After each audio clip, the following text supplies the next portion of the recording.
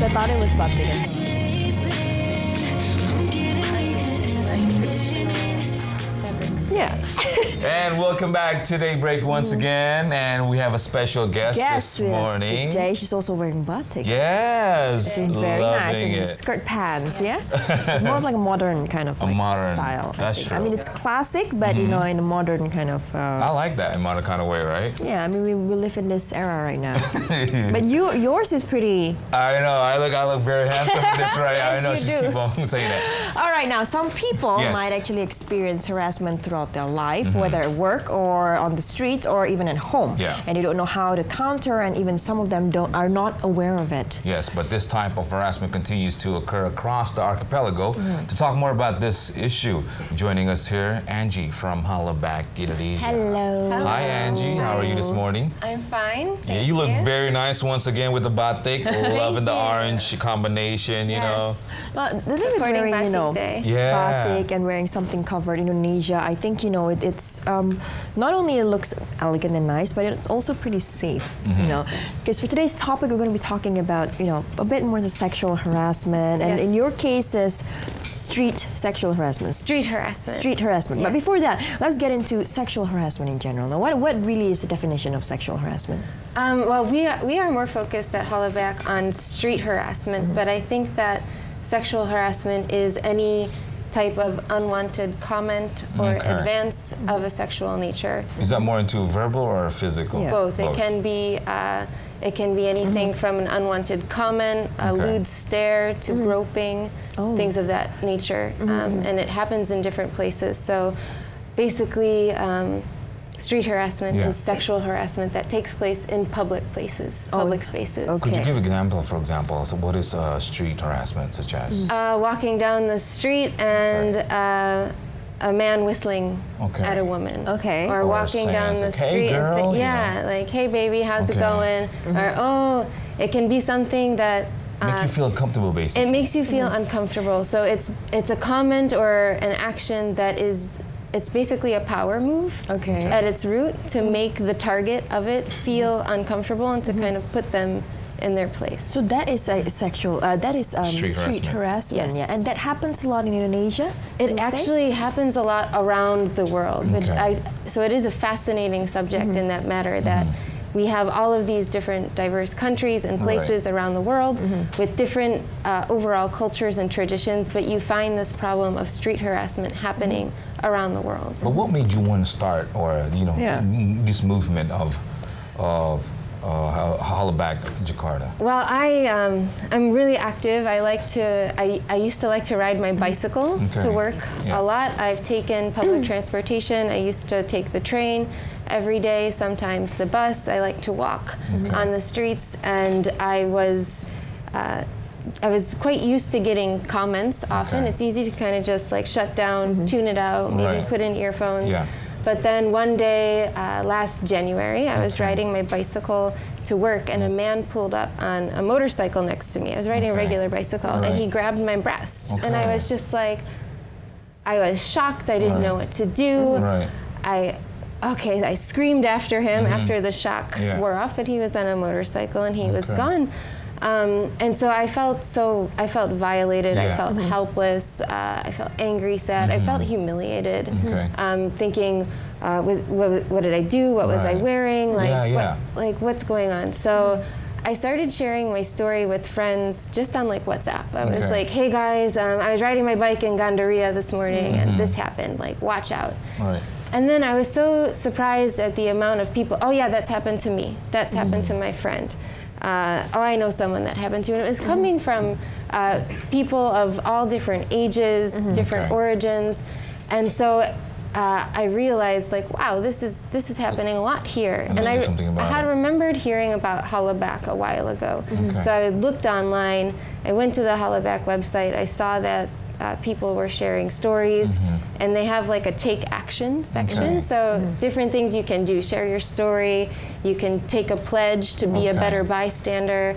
And then one of the options was don't see a iHollaback in your city. Start one. And so Okay. I looked on the map, and there wasn't one for Jakarta yet. So and you so started that. I just filled out the form, not really knowing exactly what it all entailed, but a good 8 months later, online training, annual planning, learning about the movement and how to get it off the ground, and actually running the website. We officially launched Hollaback Jakarta. Wow, congratulations. Thank you.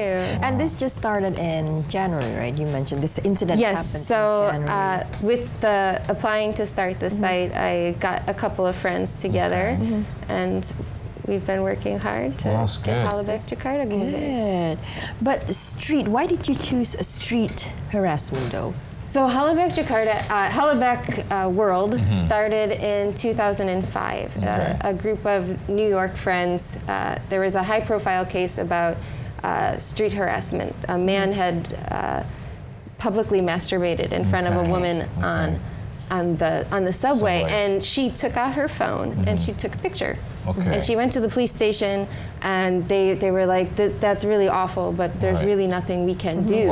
And so this ended up making the front page of the newspapers, and it got a lot of conversation going, including with this group of friends. And they decided to kind of first just start a blog where people could share stories about street harassment, because like, as I experienced, they realized that people are experiencing this every single day, multiple times. Okay, and talking about, for example, when we talk about street harassment, you know, there's so many kind of ways, like it, you know, you question yourself, is it because the things that I wear, or you know, what did I do? Is it because the way I walk? What's affecting these people to do what such are the main factors that would actually cause this to happen? Well, street harassment is interesting because it's quite unpredictable. It's and it takes many different forms. But the thing that we want to focus on, and it is never the target or the victim's fault. It shouldn't matter what the person is wearing. It shouldn't matter anything about their identity. But because people are so affected by street harassment, mostly women and other minority groups, it takes a toll on your mind, the way you think before I go out. Should I wear this? Is it safe for me to go that way? So basically what we are trying to do with Hollaback is to first give people an empowered response to street harassment by being able to share their story.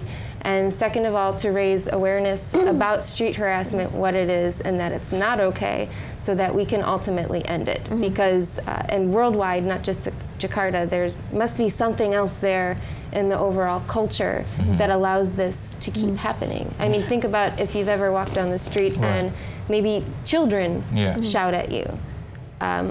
Those children obviously don't have any sort of ill intention with street harassment in mind, but if no one tells them it's not okay, and then growing up they continue to do that, and they see other people doing that and they mimic it, then the culture perpetuates. So we want people to talk about it more and to say, hey, that's not okay, stop. You know, there are people who are unaware of street harassment, basically.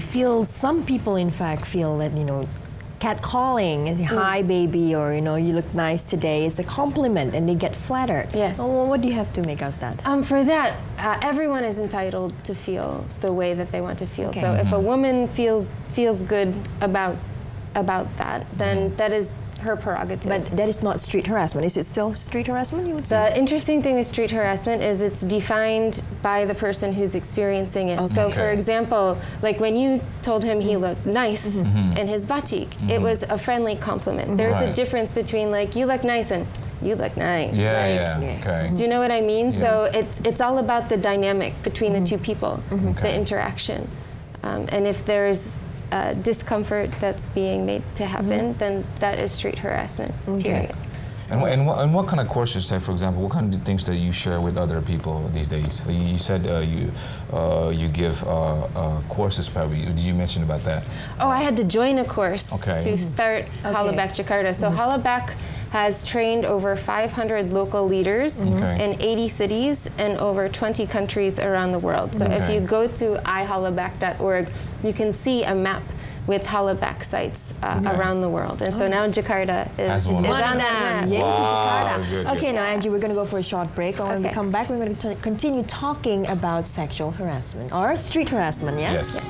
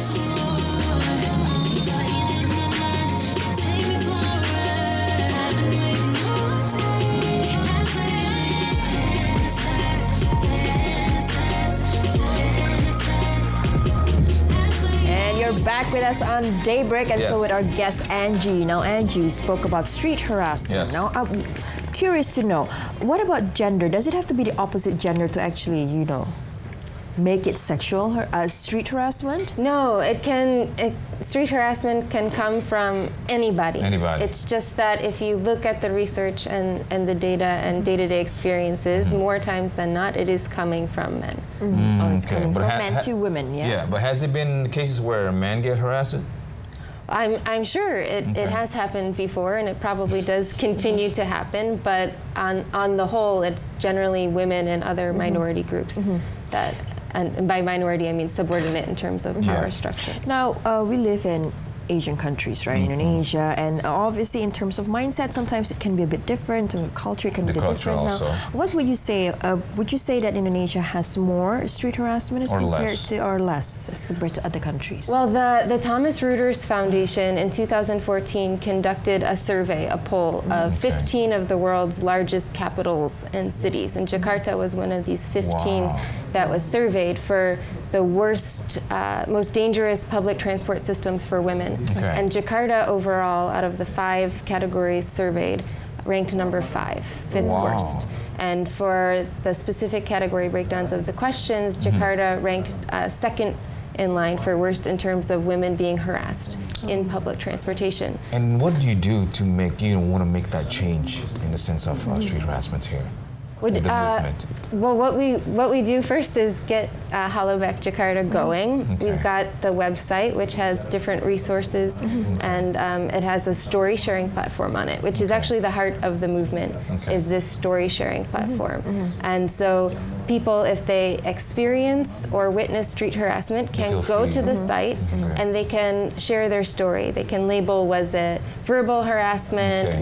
Is it physical, where they groped, different things? Was it racist by nature, classist, any of these things? And the website is really cool because it can map out where it has happened. So you can report the location. So the more people who start sharing stories, we can actually see where are the hot spots for street harassment in Jakarta. And the site is also coupled with an app, a iHollaback app. So you don't even have to go to the site. If you're on the street and it happens, you can go straight to the app and report it. The app also has an option, if you feel safe, you get to take a picture of the person, for example. Or the location. So does that mean you guys working together with the Jakarta police also in this area? No, we are an independent nonprofit, just a movement getting off the ground. So where does this report go to then once they report, and what do you do to handle the case? What's the next step once they report? The next step is just the story is up on the site. You can read it. There's a little button underneath that you can click that says, I've got your back. So I can look at it and I can see that, like 15 people have read my story and they support me. If I don't want to share my story but I've experienced it, I can go there and I can read other people's stories and I can know that I'm not alone in experiencing this. And so the term for what this does for the target or the victim is called reframing. It allows you to reframe the experience and make it less traumatic. And so basically so it's basically a support system like that. All right. And then from the research side, a couple of years ago, Cornell University coupled with iHollaback and conducted the first global research on street harassment. So they were able to pull all this data from the iHollaback sites and reports, and they found that over 50% of women globally, from the people that were the stories and things shared from iHollaback, had experienced street harassment during puberty for the first time. So it happens to young girls also. So the question is, for example, over the years, it has risen basically, right, with the street harassment. What caused these men to, want to harass or, for example, say these kind of words that made the women feel uncomfortable? Are they not aware that is something wrong, or is it by nature that they're sexually harassing that person? This I'm not sure of, and I actually don't know if it has risen globally or not. But something we can see, there is an interesting story in the papers a couple of weeks ago that I read about street harassment in the 1920s. Okay. It's been around. It continues to be around. I'm not sure exactly the motive for each individual person, but like I said before, by nature, it is kind of a power dynamic. By a man shouting something obscene at you on the street, he doesn't think, obviously, that you're going to want to like date him because of that. So it's something about, it's a power play. And Indonesia do have a lot of street harassment as well going on. I mean, you've had Hollaback, and I'm sure you had Respond, right? Yes. Now, what do you think caused that to happen in Indonesia? Do you think it's just the cultural of the people here, or? I think it's a cultural thing everywhere, not just here. So it is something where the more we talk about it, and the more people are able to easily identify what is happening and be prepared with a response, then we can move towards ending it.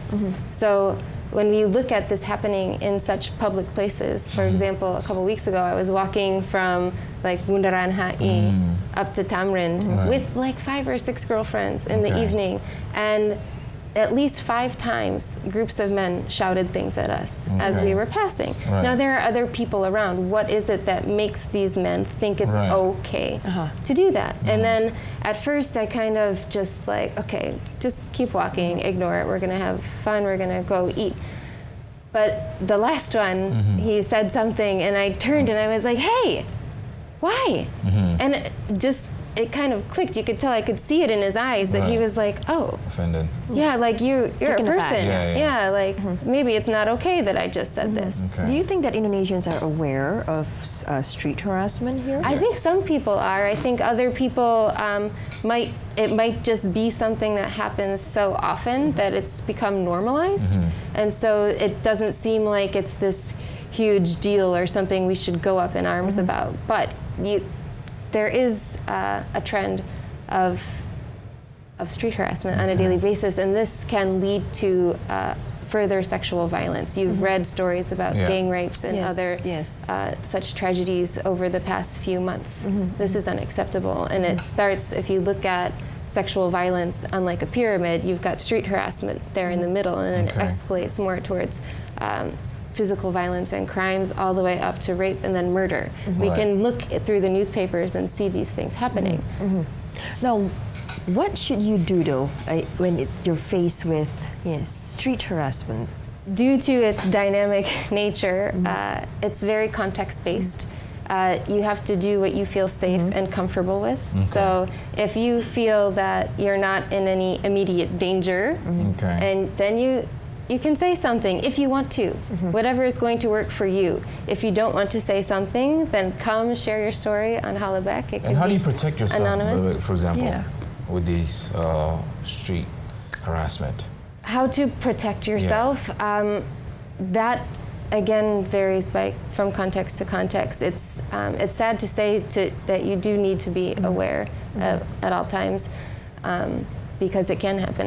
When I was riding my bicycle to work, I was just focused on the road ahead of me. I didn't think about the fact that somebody might come up on the side behind me and grab me or something like that. But I think the best way that we can protect ourselves as a society is to just keep talking about it, sharing stories, seeing like, wow, this is happening a lot. And when you read the types of things that are happening, it's appalling. And so if we don't talk about it, we don't know that it's there. And so all these individual stories can come together and really push us to do something about it. Should this cause, for example, be put in education, for example, about the street harassment? Definitely, I think so. There are some wonderful organizations here in Indonesia who are already doing work about sexual violence in Indonesia. Lentera has a fantastic campaign, hashtag Mulai Bicara, Talk About It campaign. I know that they've done stuff with schools. There was an event for Gender Equality Day last month in August where at America. They were different high school students doing workshops about gender equality. So people are talking about it. Different organizations are doing educational outreach, but I think it would be awesome if it was talked about more generally, more widespread so the kids at will know schools. Also. Yeah. Well, time Very is up. interesting. Unfortunately, this is very Okay. interesting. But we really hope to see the end of street harassment and even sexual harassment. And Thank looking forward you. also Yeah. to the improving of Hollaback also. Yes. And you know, to have a better environment and positive environment, so we'll feel safe, you know, going around. Especially women. Yes, so you can check us out Okay. at our website, Where is it at? Jakarta.iHollaback.org. Okay. Or you can check us out on social media, Okay. share stories, support other people's stories, and let's fight street harassment. Let's fight street Okay. harassment. Yes, Thank you so very much, Angie. Thank you. All right, I'm going to go for a short break. When we come back, we'll take a look at the Batik Day celebrations over the weekend. We'll be right back.